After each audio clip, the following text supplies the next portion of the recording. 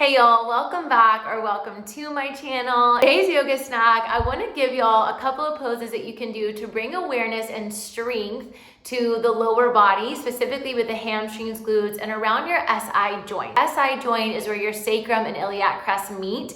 Sometimes you can feel a lot of pain there around the low back and the buttocks. If there's been issues to the cartilage, to the muscles, to the tendons, all these things, ligaments around that area. So I want to create more awareness in order to stabilize that lower body. As we get older, some of the highest death rates in terms of older demographics are caused by falling and not having a lot of stability and balance. So lower body support can be super helpful as we age. If you want to practice, go ahead, grab your mat, your space, get set up, and we'll get going.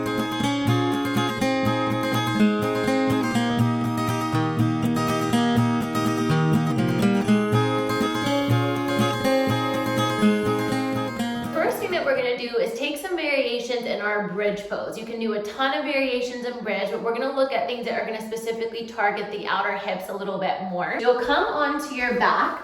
Once you're there, you want to walk the feet out slightly wider than the hips, turn the toes out, and then lift the hips up. You can start with full ranges of motion, maybe doing about 10 rounds here, and then eventually going to little pulses for about 10 rounds. I would start with that. Eventually you could work it up to doing 20, 30, 40, 50, whatever your heart desires.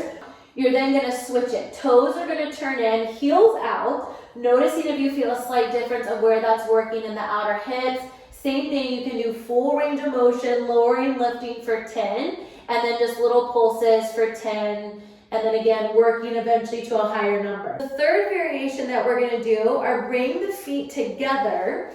Keep the knees out wide, so it's not Baddha Konasana like you would have in yoga. You want to keep the knees slightly elevated, pinky edges touching on the feet, and then you're going to lift the hips up. Same thing, full range of motion here for 10, and then maybe little pulses for 10.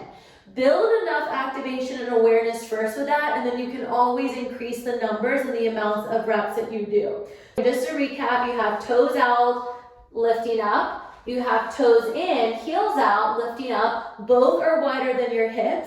And then you have pinky edges together, feet touching, knees out of diagonal. The other thing that I want to talk about is working specifically that sciatic area. So you want to think about creating internal and external rotation, because that's the way that our hip and that socket can move. Come onto your side. You can either support the head or release it all the way down. Lift the feet. Keep the shins parallel to one another, and then internally rotate knee to knee, externally rotate toe to toe. Maybe again starting with 10 reps, and then eventually if you want to work to a higher number, totally up to you. You're going to feel that difference of how that hip can move and just creating a little bit more range of motion in that area. Then take it to the other side, switch it out, do the same amount. Last thing that I'm going to show you, you're going to extend the legs out. Lift the top leg, you're going to bend the knee, and then take the knee down slightly in front of you. Kick the foot back at a diagonal. You'll notice that the foot stays flexed the whole time.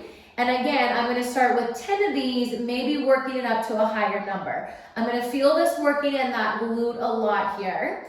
Take this nice and slow, so you're not trying to just like crank it back and out, but you really want to think about mindfully moving through all of these, really intentional movement here.